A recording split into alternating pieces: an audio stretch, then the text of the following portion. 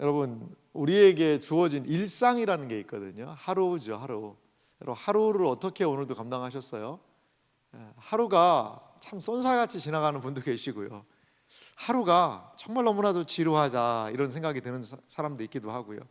우리의 하루는요, 참 이 일상이라는 게, 근데 보면은요, 일상의 하루가 아무것도 아닌 것 같지만 사실은 우리의 삶이라는 건, 좀 더 길게 얘기하면 우리의 인생이라는 건요, 오늘이 하루의 일상의 연속이 우리의 삶 아닐까요? 우리는 어떤 결정적인 상황, 어떤 결정적인 때를 늘 생각하지만 결정적인 상황과 때는 어떻게 보면 우리의 일상 안에 있을 수도 있어요. 문제는 바로 일상이라는 거죠. 어떻게 우리에게 주어진 이 삶을, 일상을 감당할 수 있을까? 우리는 무엇인가 되기를 원합니다. 되기를 원해요. 됐으면 좋겠다라는 생각이 있어요. 이거를 꼭 이루었으면 좋겠다. 그래요. 그래서 그것들을 이루었어요. 좋은 직장에 내가 가고 싶다. 대기업으로 내가 들어가서 고액 연봉 받고 나도 정말 출세하고 싶다. 그래요. 그래서 들어갔어요. 좋은 직장에 들어갔어요. 그럼 이제 어떻게 해야 돼요? 다 이루었단가요? 아니죠. 거기에서의 일상이 또 시작되잖아요. 일상. 우리에게 끊임없이 다가오는 이 일상들, 그것을 어떻게 감당해야 할까? 오늘 저는 오늘 설교 제목을 복음 일상이라고 좀 정해봤는데요. 사도 바울이 복음과 함께 감당했던 그 일상들은 어떤 의미가 있을까를 오늘 이 말씀을 통해 함께 살펴보기 원합니다. 자, 우리의 일상으로 한번 들어가 볼까요? 오늘 하루가 시작되는 것, 우리의 일상이죠. 우리 밥을 먹고 아침에 일어나서 학교도 가고 직장도 가고 사업장으로 만나야 될 사람, 많은 일들이 우리 가운데 있죠. 그 일상적인 생활입니다. 근데 일상생활을 어떻게 우리의 마음을 잘 지키며 살 수 있을 것인가, 이것이 어떻게 보면 관건이지 않겠어요? 제가 이 그림을 한번 준비해 봤습니다. 일상인데요, 어떤 집은 밥도 먹고 아이랑 얘기도 하고 공부도 하고 빈집도 있고 이러한 다양한 우리의 삶의 일상들이 있거든요. 그런데 문제는 초두에도 말씀드렸지만 오늘 이 하루를, 나에게 주어진 이 하루를 어떻게 감당하느냐, 이것이 가장 중요한 일 아닐까요? 학생으로서의 일상, 그리고 또한 직장인으로서의 일상, 그리고 우리에게 주어진 사업과 우리에게 인생이라는 것이 주어진 그 일상들, 과연 그것들을 어떻게 우리는 감당해야 할까? 사실 오늘 이 사도 바울의 이 전도를 하고 지나갔던 그 자취들을 좀 따라가면서 우리도요, 우리의 일상을 감당할 수 있는 좋은 진리, 은혜, 교훈, 권면이 우리에게 있기를 간절히 소망합니다.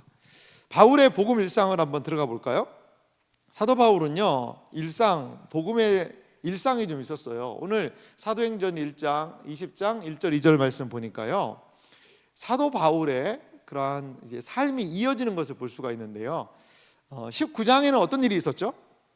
19장에는 에베소에서 엄청난 소요가 일어납니다. 에베소에서 난리가 났었어요. 그래서 위기에 처해 있었지만 그래도 그 어려운 상황을 잘 통과하는 이러한 부분들을 우리가 볼 수 있었습니다. 오늘 사도행전 20장 1절은 이렇게 시작합니다. 소요가 그침에, 에베소에서의 그 소요가 그치니까요, 바울은 제자들을 불러서 권한 후에 작별을 하고 떠나. 그러니까 사도 바울이 계속 에베소에 머문다면 갈등 요소가 더욱더 많아지고 이거 안 되겠다 생각이 됐던 것 같아요. 그래서 3년 정도 머물렀던 이 에베소를 떠납니다. 작별하고 떠나서 마게도냐로 가니라. 마게도냐는 에베소 위쪽에 있는 지역인데요, 그쪽으로 이동을 하는 거죠. 그리고 그 지방으로 다녀가며, 그러니까 마게도냐가요, 쉽게 말하면 도시 이름이 아닙니다.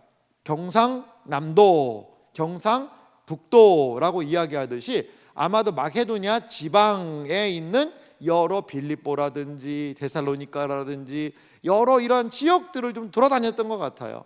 그래서 여러 말로 제자들에게 권하고 헬라에 이르러, 결국에는 이제 헬라라는 곳까지 내려가는데요. 지도는 좀 이따 보도록 하겠습니다. 이렇게 사도 바울이요 다시 일상을 시작하는 거죠. 자, 그 다음 내용 한번 보실까요? 복음 일상으로 가겠습니다. 에베소에서의 소요 사태 정리해 보면요, 사태 이후에 바울은 마케도니아 지방으로 이동을 합니다. 마케도니아 교회를 돌아본 후에 헬라는 아가야라고도 이야기를 하고요. 그리고 고린도, 아테네가 다 그 지역 안에 있는 거죠. 거기에서 석 달 동안 머물렀다라는 거죠. 사도 바울은 어려움 속에서도요 지속적으로 그에게 주어진 이 복음적인 일상을 감당하고 있다는 거죠. 어려움 속에서도요 이 사실 그 에베소에서의 여러 가지 위협, 사도 바울이 그 지역을 좀 돌아보고 하려고 선한 의도로 출발했는데도 어려움들을 늘 만나거든요. 그 어려움을 만나서 좌절하고 포기하고 출발했던 안디옥으로 다시 돌아가지 않습니다. 원래 목적했던 그 도시들을 돌아다니며 제자들을 권면하고 그리고 제자들에게 이야기를 하고 하는 사역들을 볼 수가 있습니다. 여러분, 사도 바울이 지금 이렇게 많은 일들을 하고 있는데요, 우리에게는 지금 뭐가 보이냐면 일들이 보이잖아요. 아니, 이렇게 사도 바울이 여러 일들을 하고 있다는 것이 보이는데요, 우리가 하나 꼭 기억할 게 있어요. 그 사도 바울을 일하게 하는, 박해가 있고 시련이 있고 어려움이 있어도 그 어려움들을 뚫고 나가면서 일하게 하는 과연 원동력은 무엇이었을까? 저는 그것을 늘 좀 생각하고 싶어요. 우리에게는 지금 사도 바울에 뭐가 좀 남아있죠? 흔적들이 남아있어요. 흔적들이. 그래서 바울이 여기서도 뭐하고 저기서도 뭐하고 이거 하고, 우리가 생각할 때 그것은 업적일 수 있어요. 그런데 사도 바울은 업적보다 더 중요한 게 있었던 것 같아요. 그것들을 감당할 수 있었던 것, 그건 과연 무엇일까요? 우리는요 해야 될 일이 있잖아요. 이 일도 해야 되고 저 일도 해야 되고, 교회에서의 섬김, 직장, 사업, 가정, 그리고 학교에서 우리에게 주어진 너무나도 많은 일들이 있습니다. 우리는 마음에 이러한 일들을 하는 것 자체에 많이 집중되어 있을 수 있어요. 그런데 사도 바울의 이런 삶을 가만히 좀 이렇게 보면, 그리고 사도행전과 더불어서 이러한 서신서들을 좀 보면 이제 사도 바울의 심정들이 좀 있거든요. 이렇게 그가 과연 뭐 때문에, 무슨 목표가 있기 때문에, 사도 바울이 내 목표는 교회 개척 100개 하는 거다. 100개. 내 목표는 이제부터 도시마다 교회를 개척해서 교회 개척 100개. 막 여기다 띠를 두르고 교회 개척 100개, 100개. 이제 50개 했으니까 51개, 52개. 내가 내 일생 동안 그 정도는 해야 되지 않겠냐? 사실 그런 건 아닌 것 같거든요. 사도행전에서는 그러한 내용들을 잘 보여주지 않지만 이 서신서들을 보면 사도 바울이 그 마음 중심에 가졌던 생각들이 분명히 있던 것 같아요. 다음 본문이기도 하는데요, 이 밀레도에서 에베소 장로들을 좀 불러다가 사도 바울이 권면하는 내용이 이제 다음 본문인데요, 이런 부분에서 조금 바울의 이런 심정들을 느낄 수 있는 것 같아요. 사도행전 20장 우리 20절 말씀 한번 보실래요? 20장 20절인데요, 20장 20절 보면 이제 밀레도에서 에베소의 장로들을 청해서 그 사람들이 오니까 이렇게 20절에 이야기를 합니다. 유익한 것은 무엇이든지 공중 앞에서나 각 집에서나 거리낌이 없이 여러분에게 전하여 가르치고. 참, 무엇이든지 유익한 거라면 공중 앞에서나 많이 모여 공적인 장소든지 각 집에 사적인 장소든지 거리낌이 없이 전했다. 21절 말씀은 같이 읽어볼까요? 함께 같이 읽어보겠습니다. 21절입니다. 유대인과 헬라인들에게 하나님께 대한 회개와 우리 주 예수 그리스도께 대한 믿음을 증언한 것이라. 아멘.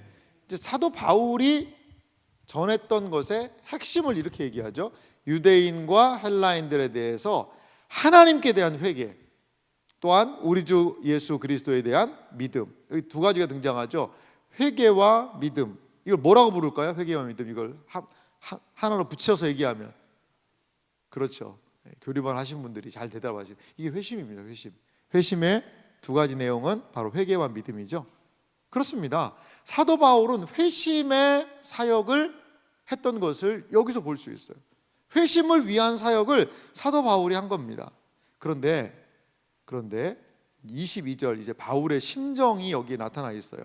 22절 말씀 같이 읽어보겠습니다. 보라, 이제 나는 성령에 매여 예루살렘으로 가는데 거기서 무슨 일을 당할는지 알지 못하노라. 24절 밑에도 있는데요, 같이 읽어봅니다. 내가 달려갈 길과 주 예수께 받은 사명, 곧 하나님의 은혜의 복음을 증언하는 일을 마치려 하면은 나의 생명조차 조금도 귀한 것으로 여기지 아니하노라. 아멘. 사도 바울이 방해, 어려움, 이런 것들이 있음에도 지속적으로 이 복음 사역을 감당할 수 있었던 것은요, 성령의 매여라는 단어가 참 중요한 것 같아요. 이 안에 그 성령의 강권하심이 있었던 것 같아요. 또 하나 무엇이 있었냐면, 주님께서 나를 부르셨다는 거죠. 부르셨다는 거죠. 나를 부르셔서 주신 그 사명, 주님의 부르심을 묵묵하게 충성하고 있는 사도 바울을 볼 수 있다는 거죠. 왜 주님의 부르심에 여러분 충성해야 될까요? 그것은 주님이 기뻐하시는 일이기 때문에 그래요. 사도 바울은요, 이런 일 저런 일, 이 일 저 일, 많은 일들을 해서 어떤 업적을 쌓고자 하는 것보다 오늘 이 행간에서 읽혀지는 사도 바울의 마음은 어떤 것이 있냐면요, 하나님과의 관계와 자신의 부르심, 다른 말로 하면요, 이것은 자신의 존재에 대한 일인 것 같아요. 존재, 내가 누구냐는 거죠. 누군지를 인식하면서 거기에 합당하게 살려고 했던 거죠. 내가 누구냐. 우리는 언제나요, 항상 뭐에 관심이 많으냐? 일, doing, 뭘 행하고 이걸 하고 저걸 하고 하는 doing에 참 많은 관심이 있는 것 같아요. 일에 관심이 많죠. 일에. 그런데 하나님은 일보다도요, 뭐에 관심이 많으실까요? 바로 우리의 존재. 조금 영어로 표현하자면요, 그걸 being이라고 합니다. being, 존재 자체. 내가 이 일을 통하여서 어떻게 나의 존재가 나타나게 될 것인가, 내가 하나님과의 관계 안에서 이 일을 어떻게 감당할 것인가. 하나님께서는요, 언제든지 일보다도 그 일을 하는 사람이 누구냐를 관심을 갖고 있는 것 같아요. 사랑하는 성도 여러분, 무엇이 보이십니까? 사도 바울이 이것도 하고 저것도 하고 이것도 하고 저것도 하고 했던 그 많은 업적과 일들이 관심이 드십니까? 아니면 성령에 매여서 하나님께로부터 받은 사명을 기억하고 그분 앞에서 살아가려고 분투하고 있는 한 사람의 일상이 우리의 눈에 들어옵니까?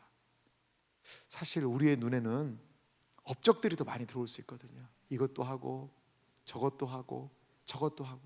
여러분, 삶이 왜 피곤해질까요? 삶이 피곤해지는 이유가 뭘까요? 그건 바로 이것도 해야 되고 저것도 해야 되고 이것도 해야 되고, 이 산적한 일거리를 쌓아놓는 삶은 참 힘들 것 같아요. 아니, 목사님 그럼 일해야지, 그러면 일 안 합니까? 아니, 일을 해야지 먹고 살고, 일을 해야지 무슨 결과물들이 생기는 거 아니겠습니까? 그래, 맞아요. 그건 부인할 수 없는 사실이에요. 그런데요, 똑같은 일을 하더라도요, 이게 지금 차이가 있는 거죠. 그냥 무턱대고 내가 이 일, 저 일, 이 일, 저 일을 그냥 처리하는 것이냐, 아니면 내가 하나님의 존재로서, 하나님의 사람으로서 이 일들을 감당하고, 그리고 또한 하나님의 눈으로 볼 때 이 일이 보이면 이 일들을 감당하고, 그 하나님의 마음과 생각을 가지고 또한 이 일들을 감당하고 하는, 자신의 존재를 드리면서 하는 그 삶과는요, 저는 분명히 차이가 있다고 봐요. 차이가 있다고 봐요. 왜 이래야 됩니까? 왜 이래야 됩니까? 어떤 결과를 가져오기 위한 일이라든지 어떤 무엇인가를 이게 쌓아 올리고자 하는 그러한 일, 물론 그런 부분이 왜 의미가 없겠어요? 중요하죠. 그런데 사도 바울의 삶을 보면 내가 교회 100개 개척한다라는 어떤 슬로건 걸고 그것을 위해서만 달려갔던 것은 결코 아닌 것 같아요. 사도 바울의 일상에는요, 주님 냄새가 나요. 일 냄새가 나는 게 아니에요. 그냥 일 냄새만 나고 그냥 뭔가를 막 바쁘고 분주하게 그냥 다다다닥 처리해서 그냥 딱 끝내고 아이고 오늘 빨리 자자, 내일 또 일해야 되는데, 이게 아니고 그 사도 바울의 일상에서는요, 주님의 냄새가 나는 거예요. 주님의 마음이 거기에 스며 있는 거예요. 그 유두고를 살린 장면 있잖아요. 여러분, 예배 시간에 조시면 안 됩니다. 큰일 납니다, 여러분. 졸다가요, 이거요, 죽은 사람 있어요. 졸다가. 근데 여러분, 저는 바울 같이는 안 할 거니까 걱정하지는 마세요. 엄청 오래 했다고 그러니까 막 오래 하니까는 그냥 3층에서 걸터 떨어져 가지고 막 청년 죽을 때까지, 안 죽었으면요 계속 더 했을 겁니다 아마. 여러분, 거기에서도 보면 사실 그 사도 바울의 여정을 보면요, 그 다음 날 뭐 한 줄 아세요? 걸어갑니다. 그 다음 날이요, 걸어서 가야 돼요. 근데 이 사람들하고 이제 언제 다시 만날지 모르는 거예요, 어떻게 보면. 그러니까요, 내가 걸어가고 내일 걸어서 저기까지 가야 되는 데가 힘든데 어려운 데가 아니라 정말 그들에게 주님의 마음을 다해. 20장 뒤에 보니까 예루살렘으로 가는데 거기서 나 죽을지도 몰라, 이런 부분들이 있거든요. 이런 부분들. 여러분, 우리 한번 좀 생각을 한번 해. 이걸 꼭 머리에 좀 기억하셨으면 좋겠어요. doing, 내가 하는 일보다 being, 내가 어떠한 존재가 되느냐. 존재가 되어서 그 일을 하는 것, 단순한 일의 처리가 아니라 주님의 마음을 가지고 주신 사명 안에서 한 사람을 만나더라도 그에게 주의 향기를 드러내고, 한 일을 행하더라도 주께 하듯하며, 이러한 복음적 일상이, 존재적 일상이 저는 사도 바울에게 있었다고 보고요, 우리에게도 좀 그런 것이 필요하지 않겠는가, 이런 생각이 듭니다. 그래요, 주님의 마음을 품고 걸어가고 살아갔던 사도 바울, 그의 복음의 일상에서 만났던 것들은 과연 어떤 것들일까요? 저는 복음적 일상 첫 번째로 이 도시들에 대해서 한번 생각해 봤으면 좋겠어요. 도시라는 건 엄청난 건 아닙니다만, 사도 바울은 끊임없이 도시들을 돌면서 이 복음적 일상을 감당하는 것을 볼 수 있거든요. 자, 마케도냐 지역으로 가서 헬라까지 내려갔다. 1절 2절 내용이었는데요, 3절 보니까요, 거기 석 달 동안 있다가 헬라죠. 헬라고, 아마도 이 석 달 동안 있다라는 이 지역이 고린도 같아요. 고린도, 정확한 명칭은 안 나옵니다만 헬라 지역 안에 고린도가 포함이 되거든요. 근데 여기 석 달 동안 있다가 이 석 달 동안에 뭐 한 줄 아세요? 많은 사람들은요, 이때에 로마서를 썼을 것이다, 이렇게 얘기를 해요. 많은 사람들이 3차 전도 여행인 그 부분, 특별히 이 고린도에서의 석 달의 이 기간 동안에 우리 신자들에게 너무나도 복된 로마서가 아마 기록되지 않았을까. 많은 사람들은 그렇게 하는데 그게 맞을 것 같아요. 그 고린도에서 로마서를 기록하거든요. 배 타고 수리아 안디옥 쪽인데요, 이쪽으로 가고자 할 때, 출발지로 가고자 할 때 유대인들이 자기를 해하려고 공모함으로 마케도냐를 거쳐 돌아가기로 작정하니, 아마도 사도 바울이 이 배를 고린도에서 타고 간다라는 소식이 들려서 배를 사도 바울이 타면 그 배에서 바다로 빠지든지 어떻게 하든지 죽일 음모가 있었던 것 같아요. 그런데 하나님께서 은혜를 주셔서 그 음모를 캐치를 했고요, 그래서 다시 마게도냐로 갑니다. 6절 말씀도 보면 우리는 무교절 후에 빌립보에서 배로 떠나 닷새만에 들어와, 이 트로이 목마 아시죠? 그 드로아는 트로이 그 지역인데요, 있는 그들에게 가서 이레를 머무니라. 이 드로아라는 곳에서 7일 동안 머무르는 그러한 여정을 볼 수 있습니다. 자, 도시 한번 제가 지도를 준비했는데요. 지도를 통해서 보시면 여러분들 이해가 훨씬 잘 되실 거예요. 출발점은 어디냐면 안디옥입니다. 안디옥 이 부분이 수리아입니다. 수리아 안디옥이라고 얘기하는데요. 고린도 보세요. 에베소로 갔죠. 에베소에서 19장의 소요 사태와 여러 가지, 에베소에서 3년간 열심히 말씀을 가르칠 때 그때에 아시아에 있는 사람들이 모두 다 복음 들었다. 사실 3차 전도 여행인데 여기요, 3차 전도 여행을 보면요, 이게 질이 높아요. 단순하게 몇 지역만 가서 그냥 교회를 세우는 것이 아니라 충분하게 말씀을 전합니다. 에베소에서요. 아마 많은 사람들은 에베소에서 이 지역에서 복음을 전하면서 이 기간 동안에, 3차 전도 여행 기간 동안에 우리가 잘 알고 있는 요한계시록에 나온 7교회 있죠. 에서버, 두사빌라, 이러한 지역으로 분명히 복음이 증거된 게 아닌가 이렇게 봅니다. 근데 거기에서 소요 사태 이후에 이제 마케도냐 지역으로 간다고 그러죠. 빌립보, 데살로니가 그쪽이 마케도냐 쪽이에요. 그래서 에베소에서 마케도냐 쪽으로 가고, 그리고 고린도, 여기가 헬라 지역입니다. 여기에 사도 바울이 갔다가 다시 거기에서 배를 타고 이제 가야 되는데 아마도 육로를 이용하고 그 빌립보에서 마케도냐 지역에서 드로아라는 그 지역의 저 위쪽에 가 있는 것이 오늘 성경 이야기예요. 거기서 드로아에서 며칠 묵었다고요? 일주일, 7일 묵은 이야기가 거기에 기록이 되어 있습니다. 이미 복음을 전한 지역들이에요. 이미 복음을 전한 지역을 다시 돌면서 그들에게 다시 한번 형제들을 권면하고 위로하고 말씀하는 거죠. 사도 바울에게 있어서 이 도시들은 어떤 의미가 있을까요? 사도 바울에게 있어서 이 도시들은 그냥 일거리, 사역거리가 아니라 제자들이 있고 형제들이 있고 주의 복음의 역사들이 있고 주님의 몸된 교회들이 세워졌고, 그래서 그들을 권면하고, 어쩌면 20장 우리가 읽었지만 예루살렘으로 다시 이제 돌아가는데 예루살렘에서 무슨 일을 만날지 모르거든요. 그래서 그는 아마도 참 절박한 심정을 가지고 내가 다시 이 지역들을 못 올 수도 있어, 이러한 마음을 가지고 형제들을 돌아보고 있는 거죠. 형제들을.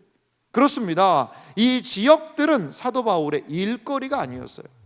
이 지역들은 단순하게 수금 들고 뭐 돈 받아오고 수금하고 하는 그러한 일 사역의 장소만은 아니었다는 거죠. 사도 바울의 피와 눈물과 땀을 흘린 그러한 현장들이었고, 이제 하나님께서 그 현장에 역사하셔서 주의 사람들을 일으켜 세우신 놀라운 하나님의 살아계시는 현장들이었다는 거죠. 사랑하는 성도 여러분, 우리가 섬기는 많은 일들이 있잖아요. 그것이 단순하게 doing, 일거리만이 되지 않았으면 좋겠어요. 그 일들을 통하여 하나님의 생명적인 역사들을 경험할 수 있는 그러한 우리의 현장들이, 생생한 현장들이 됐으면 좋겠어요.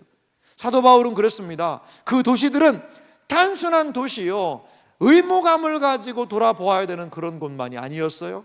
형제들과의 따뜻한 교제가 있었고요, 권면이 있었고요, 위로가 있었고요, 그리고 주님 안에서 굳건하게 머물러 있으라라는 그들의 신앙적인 도전을 한 그런 지역이었다는 거죠. 우리가 하는 일들이 있어요. 교회 일을 여러분 맡아서 오래 하다 보면 자칫 잘못하면 이게 그냥 리스트가 됩니다. 처리해야 되는 일들, 감당해야 되는 일들로 축축축축 그냥 일 처리에 능숙해지는 사람이 될 수 있습니다. 여러분, 근데 그것이 사도 바울의 도시들의 의미는 아니었거든요. 단순하게 돌아보고 그냥 뭐 도장 스탬프 하나 꽝 찍고 가야 되는 그런 것이 아니었거든요. 그 지역에 사람들이 있고 거기에 하나님의 역사가 있고 거기에 생명의 역사를 확인하고 그 현장에서 또 무엇을요? 힘을 받는 거예요. 힘을. 사랑하는 성도 여러분, 우리에게 주어진 일들을 통하여, 우리가 섬기는 일들을 통하여서 그것이 우리를 지치게 하고 힘들게 하고 에너지를 딱 갉아먹는 그런 일들만이 아니라 그 현장 안에서 하나님이 하시는 일들을 좀 우리 바라보기를 소망합니다. 그 도시들을 걸어가며 그래도 다음 도시를 가며 사도 바울이 기대를 하고 에베소에서 막히면 또 다른 도시로, 거기에서 또 다른 도시로, 그러면서 하나님의 역사들을 경험하고, 아마도 사도 바울은요 힘도 들었겠죠. 하지만 그 도시들 안에 역사하시는 형제들의 이야기를 통하여서 감동을 경험하고 은혜를 경험하고 거기에서 하나님을 함께 찬양하지 않았을까요? 사도 바울의 도시들의 의미는 그러하지 않았을까 생각이 들어요. 우리에게도 마찬가지입니다. 하나님께서 우리에게 불러주신 자리가 있어요. 우리 교회는 얼마나 많은 지체들의 섬김이 있는지 몰라요. 그 섬김의 현장이 하나님의 역사를 함께 나눌 수 있는 현장, 하나님의 은혜의 역사를 함께 경험하는 뜨거운 현장들이 됐으면 좋겠어요. 그러면 그 일들을 통해서요 하나님 주신 은혜가 있어요. 감격이 있어요. 오히려 그 일들을 통하여서 누리게 되는 에너지가 분명히 있다는 거죠. 오늘도요 1시 반에 25분이 모였어요. 25분이. 저는 오늘이 화요일 날인 줄 알았어요. 근데 화요일이 아니고 금요일이잖아요. 그냥 주보에 광고 한 줄 냈는데 1시 반에요 25명 모여서 같이 기도하고, 그리고 작전을 짜야 됩니다. 이게 알 사람만 알도다, 알 사람만 안 돌다. 저희가 1차 작전에서 약간 좀 변수가 좀 발생했습니다. 뭐 좀 여러 가지 참 해프닝이 좀 있었는데요. 참 지혜가 필요하구나 여러 생각이 들고, 오늘은요 아주 조용하게 은밀하게, 정말 조용하고 은밀하고 확실하게 25분의 분들이 가서 그 일들을 감당했어요. 근데요 사실 내 시간이고 그 오후에 시간을 내고, 그리고 이게 예전에는 그냥 우편함에다 다다다다 꽂아놓고 했는데, 이러니까 뭐 가져가는 분이 있다, 뭐 여러 가지가 있어서 저희가 그 아파트 문 앞 그 한 집 한 집마다 기도하는 마음을 가지고 초대장과 이거 나눠주고 있거든요. 그러니까 이게 계단을 올라다녀야 돼요. 얼마나 이게 힘든 일입니까? 무릎 아프신 분들도 있기도 하고요. 그런데 이게 무릎 아프고 무릎, 어깨, 허리, 발, 다리, 왜 이렇게 아픈데 이런 걸 해야 되나? 막 얼굴에 그냥 막 오만상이 있는 게 아니라요. 제가 가실 때도 막 격려해 드리는데 막 화색이 막 그래 가가지고 이 전도지 이 초청장 받아들고 돌아올 사람이 있을 거야라는 막 그런 기대함을 가지고 막 하시는 거예요. 여러분 그 일 안에, 사역 안에 이러한 하나님의 역사하실 것에 대한 기대와 사모함, 이것이 우리 안에 더욱더 충만하게 일어났으면 좋겠어요. 이게 바로 신앙생활하는 맛이 거기 있는 거 아니겠어요? 이런 좋은 믿음 안에서의 추억들, 섬김의 추억들, 섬김이로서, 이끌미로서, 그리고 다음 세대 선생님으로서, 교사로서 여러 가지의 우리를 부르신 그 자리에서 우리의 존재를 생각하고 그 안에서 하나님이 하시는 일들을 생각하면 이것이요 기름집 가니까 이렇게 써놨더라고요. I'm your energy라고 적어놨더라고요. I'm your energy. 기름이 내가 네 에너지입니다 이런 얘기 하거든요. 그런데 그 사역의 현장이, 그 도시들이 I'm your energy, 사도 바울의 막 마음에 막 불을 떼는 거예요. 불을. 오히려 그 사역의 현장에서 하나님이 하시는 일을 함께 기도하니까 막 거기서 불을 떼는 거예요. 불을. 이것이 바로 저는 사도 바울을 다른 도시로, 이 도시에서 막혀도 다른 도시로 갈 수 있게 하는 그 에너지가 아닐까 생각이 들어요.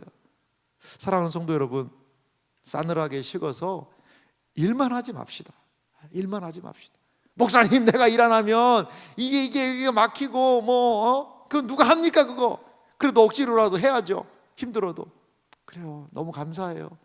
그런데 억지로라도 힘들어도 이 악물고 막 그렇게 말하지 마시고 조금만 멈춰서서 이 일의 의미도 생각하고 이 일을 통하여 하나님이 하실 일들도 이렇게 살피고, 그러한 과정을 통하여 그 일 안에서 싸늘하게 식어지는 우리의 모습이 아니라 그 일을 통해서 오히려 I'm your energy를 발견했던 사도 바울의 모습들을 찾을 수 있지 않을까요? 이것이 저는 그리스도인들이 섬기고 봉사하는 그러한 중요한 방편이 아닐까 생각이 듭니다. 사랑하는 성도 여러분, 사도 바울의 도시들은 스탬프 도장 찍으면서 지나가야 되는 자리는 아니었던 것 같아요. 하나님이 이 도시 안에서 어떻게 역사하실까? 2년 전에 복음을 전했던 그 형제들이 어떻게 믿음 생활하고 있을까? 하나님의 역사는 어떻게 이 안에서 발휘되고 있을까? 그것을 기대하는 마음으로 가서 형제자매와 함께 하나님의 놀라운 은혜를 경험했던 것처럼 우리의 섬김이 하나님의 놀라운 은혜의 역사를 우리의 마음속에 채우고 남는 일들이 되기를 주님의 이름으로 소망합니다. 또 하나, 두 번째로 살펴볼 것이 있는데요, 사람들에 관한 부분이에요. 도시들이 열거된 다음에 오늘 4절에 보니까요, 사람들이요 7명이 열거가 됩니다. 7명. 그리고 이 사람들이요 지금 사도 바울과 좀 같이 동행을 했던 것 같아요. 어떻게든지 간에. 그래서 아시아까지 함께 가는 자는, 함께 가는 사람을 얘기하죠. 베레아 사람 브로이 아들 소바더, 그리고 데살로니가 사람 아리스타고, 세군도, 더베 사람 가이오, 그리고 우리가 잘 아는 이름 있죠, 디모데도 여기 속해 있어요. 아시아 사람 두기고, 그리고 드로비모, 이 7사람을 이야기를 하는데, 아마도 사도 바울을 고린도에서 해하려는 그러한 소식을 듣고 사도 바울은 배를 타지 않고 이 사람들은 그 배를 타고 아마 드로아, 트로이까지 먼저 가 있었던 것 같습니다. 자, 거기에 이제 우리를 기다리더라. 드로아에서 우리, 여기 우리라는 단어가 나오죠. 우리 안에 누가 들어있냐? 이 누가가 들어가 있는 것 같아요. 이 사도행전을 적었던 누가가 여기 함께 사도 바울과 함께 이동을 하고, 나머지 사람들은 이렇게 7사람들은 드로아로 배를 타고 간 것 같습니다. 이 사람들은 명단 한번 보실래요? 사실 이 사람들 명단 우리가 정확하게는 잘 몰라요. 이 사람들이 어떤 사람이고 뭐 하는 사람들인지는 모르는데요, 왜 이 바울의 복음 일상에 이 7사람을 출연시킨 걸까요? 사실 이게 뜬금없기도 하거든요. 왜 이 사람들이 등장했을까요? 소바더, 아리스타고, 세군도, 가이오, 디모데, 두기고, 드로비모. 왜 이 사람들을 여기에 성경은 언급을 하고 있는 걸까요? 이 사람들은요 나중에 보면 아마도 예루살렘까지 같이 간 것 같아요. 예루살렘까지. 그래서 예루살렘에 가서 바울이 이렇게 복음을 전했고, 바울의 복음의 사역의 열매로 우리가 여기 있습니다 라는 것을 아마도 증거한 사람들이 아닐까. 이 사람들은요 거기 보면 디모데가 상당히 지도자급이잖아요. 아마도 복음적인 영향력들을 행사하고 있는 그 지역의 지체들이 사도 바울과 함께 동행하면서 마지막일지도 모르는 예루살렘까지의 여정을 이 동역자들이 함께 하고 있는 거죠. 이들은요 사도 바울의 동역자이자 사도 바울의 사역에 열매드린 거예요. 그렇습니다. 여러분, 우리의 일상에서 반드시 기억할 게 있어요. 우리가 처리하는 일, 그 안에서 주님의 마음과 열정을 우리가 회복해야 된다면, 우리의 일상에서 너무나 중요한 것은 무엇일까요? 사람들이에요. 사람들. 매일 스치는 사람들, 의미 없어 보이는 사람들. 아니요, 그렇지 않아요. 한 사람이라도 의미 없는 사람이 어디 있겠어요? 하나님이 만나게 하신 사람이에요. 여기에 소바더, 아리스타고, 세군도, 가이오, 디모데, 두기고, 드로비모, 이 이름들 안에 얼마나 많은 사도 바울과의 사연이 있었을까요? 많은 인생의 우여곡절 끝에 주님 앞에 돌아온 이야기가 있지 않았을까요? 그렇습니다, 여러분. 우리의 일상에서 중요한 것은요 사람들이에요. 사람들을 살리고, 사람들을 위로하고, 사람들을 권면하고, 사람들을 세우니까요 이 사람들이 이제 일어났잖아요. 뭘 위해서? 바울 선생님 혼자 예루살렘에 보낼 수 없습니다. 우리가 함께 가겠습니다. 나는 예루살렘에 가서 어떤 일을 당할지 모른다라고 이야기하는 그 바울과 동행하겠습니다. 우리가 사도 바울의 증인들입니다. 우리가 사도 바울의 열매들입니다. 우리가 복음이 살아있다는 것을 증언하겠습니다. 이렇게 이 7사람들은 사도 바울의 열매로서 사도 바울이 사랑하고 섬겼던 내용으로서 그 이름들이 있지 않나 생각이 들어요. 사랑하는 성도 여러분, 우리가 일 막 이렇게 하려다 보면 자칫 사람을 잃어버릴 수 있어요. 참 주의해야 되는 것 같아요. 참 주의해야 되는 것 같아요. 여러분, 뭐 일이 잘, 행사가요 잘 끝났어요. 근데 행사 준비하다가 싸웠어요. 행사 진행하다가 또 거기 또 싸웠어요. 마무리할 때 이걸 왜 이랬냐 서로 다투다가 또 싸웠어요. 일은 잘 마쳤어요. 그러면 어떻게 되겠어요? 그 행사 마치고 사람들의 마음이 다 나뉘는 거예요. 나뉘는 거예요.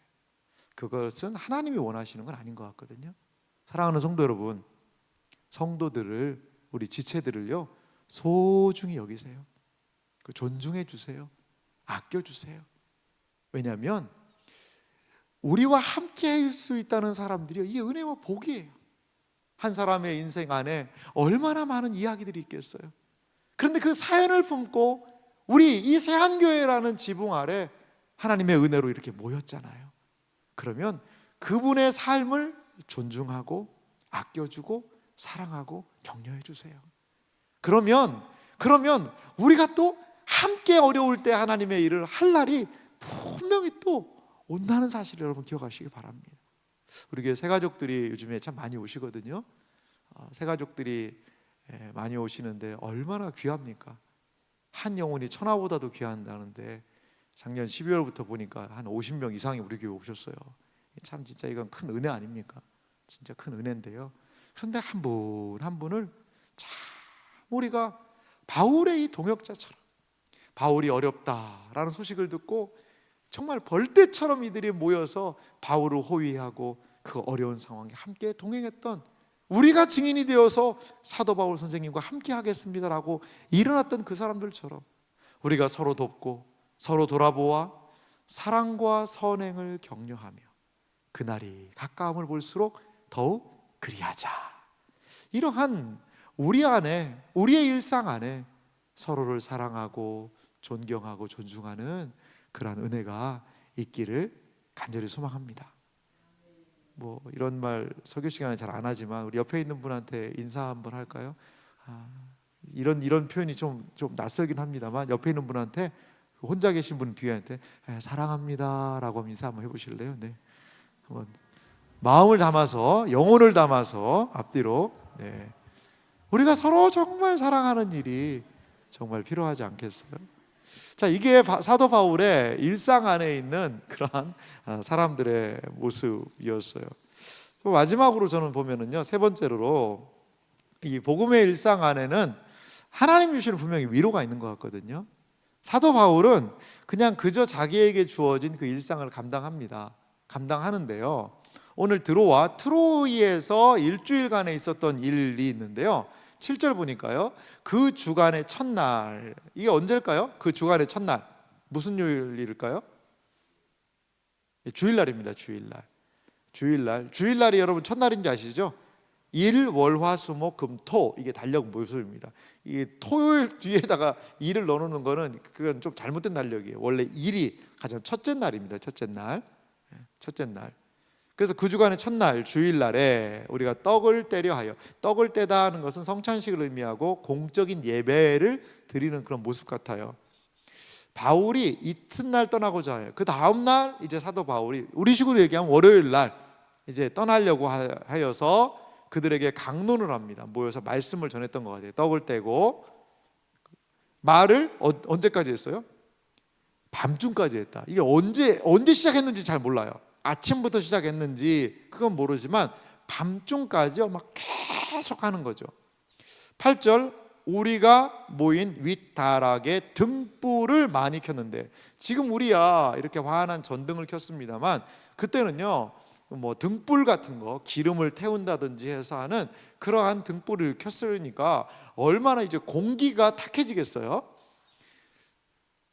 등불을 많이 켰는데 9절 말씀 한번 읽어봅시다. 9절 말씀 함께 읽습니다. 유두고라 하는 청년이 창에 걸터 앉아 있다가 깊이 졸더니 바울이 강론하기를 더 오래 하매 졸음을 이기지 못하여 3층에서 떨어지거늘 일으켜 보니 죽었는지라. 참 이게 어려운 말씀이죠. 이게 아마도 그 좀 집이 조금 큰 공간이 있었던 것 같아요. 거기에 이 3층이니까 꽤 그 창가에, 그러니까 너무 졸리니까 이제 좀 찬바람을 좀 쐬려고 창가에 이렇게 걸터 앉았는지, 근데 거기서 조는 겁니다. 거기에서 졸다가 떨어졌다는 거죠. 깊이 졸더니 일으켜 보니 죽었다는 거죠. 그럼 말씀을 듣다가 사람이 죽었다, 이거 엄청난 시험거리 아니겠어요? 시험거리 아니겠어요? 여러 가지 이 원인을 어디서 찾을 수 있을까요? 왜 이렇게 말씀을 길게 하냐, 길게 해가지고 사람 잡네 정말, 뭐 이런 식의 이야기가 있었는지 어땠는지 잘 모르겠어요. 저도 길게 하지 않으려고 애씁니다만 여러분, 돌아가시기 전까지는 이렇게 제가 그렇게까지는 안 하겠습니다만, 여러분 지금 왜 그러면 이런 일이 있었을까? 저는 그 다음도 한번 좀 그 다음 시트 한번 바로 보여주실래요? 이것 안에 맨 마지막 단어가 참 중요한데요. 12절 말씀에도 보니까 10절부터 보면 바울이 내려가서 그 위에 엎드려 몸을 안고 말하되 떠들지 말라, 생명이 그에게 있다 하고 올라가 떡을 떼어 먹고 오랫동안 곧 날이 새기까지 이야기하고 떠나니라. 사람들이 살아난 청년을 데리고 가서 적지 않게 위로를 받았더라.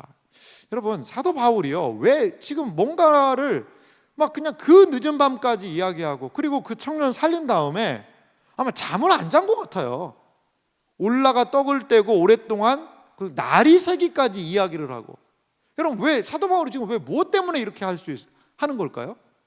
그러니까 다시 이 드로아의 성도들을요 못 만날 수도 있다는 거죠. 못 만날 수도. 그러니까 정말 내일의 일정이 지금 중요한 게 아니라 이들에게 마지막이라도 정말 한 말씀이라도 더 믿음 안에서, 신앙 안에서 권면하고, 에베소에서 3년간 가르쳤던 것에 어떻게 보면 엑기스를 그들에게 막 그냥 마음을 다해서 전했던 것 같아요. 이렇게 자신의 몸을 사리지 않고 이렇게 열심히 좀 복음을 증거하고 있는 유두고라는 이 청년, 물론 얼마나 피곤했겠어요. 낮에 일하고 밤에 말씀 듣는다는 것, 이게 쉬운 일은 아니거든요. 여러분 이 자리에 안 졸고 계시는 거 제가 너무나 감사합니다. 정말 하루 종일 뭐 일상 하시고 여기 앉아서 오늘따라 왜 이렇게 빨리 안 끝나고 좀 길어지는 것 같기도 하고, 그럼 막 그냥 졸리고 힘들고 그래도 계시는 거 참 너무나 감사하거든요. 근데 어쩌면 유두고는 지금 사도 바울의 그 뜨거운 막 이 심장과 열정보다도 그 조금 듣기를 좀 소홀히 한 건 아닌가 이런 생각도 들기는 합니다. 소홀히 한 건. 이 사도 바울이 마지막 고별 설교와 같이 이들에게 밀레도에서 장로들을 모아놓고 하는 이야기를 보면 비장하거든요. 저는 드로아에서도 그렇게 이야기하지 않았을까라는 생각이 들기는 해요. 그런데 그것으로 인하여서 말씀과 또 그 청년이 죽었다가 살아난 것으로 인해서 그 드로아 교회의 성도들이 위로를 받은 거죠. 위로를. 사랑하는 성도 여러분, 우리가 복음적인 일상을 감당할 때 어려움도 있을 수 있어요. 그런데 결론은요, 결국은 하나님의 위로가 있을 겁니다. 위로가 있을 거예요. 일보다도 더 중요한 주님의 마음, 그리고 그 일을 감당하면서 만난 사람들, 그리고 그 일들을 감당하다가 만나게 된 어려움 속에 주님이 주신 위로, 이것이 사도 바울이 일상의 복음을 감당할 때 주신 저는 일상의 은혜가 아닐까 생각이 들어요. 사랑하는 이 자리에 계신 여러분, 우리의 일상을 어떻게 감당해야 될까요? 오늘 하루 어떻게 정말 감당해야 됩니까? 주님의 일들을 통하여서 주님의 뜨거운 심장을 좀 경험하면서 우리 일합시다. 우리의 일 현장이 일만 남지 않고 뜨거운 주님의 열정이 남겨져 있는 그 열정을 확인할 수 있는 현장이 되기를 간절히 소망합니다. 또한 일들을 통하여서 누구를요? 사람 세워야 돼요. 사람 만나야 돼요. 사람을 격려하고 세우며 그 사람과의 관계 속에서 우리의 일상을, 사람을 소중히 여기며 감당할 수 있는 우리가 됐으면 좋겠어요. 그리고 그렇게 일하다가 어려움 만나잖아요. 그러면 분명히 주님께서 또 위로하실 거예요. 주님의 위로가 분명히 우리 안에 있다. 일상을 감당하는 그 은혜 속에 주의 백성들에게는 주님의 위로가 있다. 이것을 기억하며 주님의 일하심을 향하여 뚜벅뚜벅 동참하며 걸어나가는 우리들의 모든 생애와 삶이 되시기를 주님의 이름으로 축원합니다.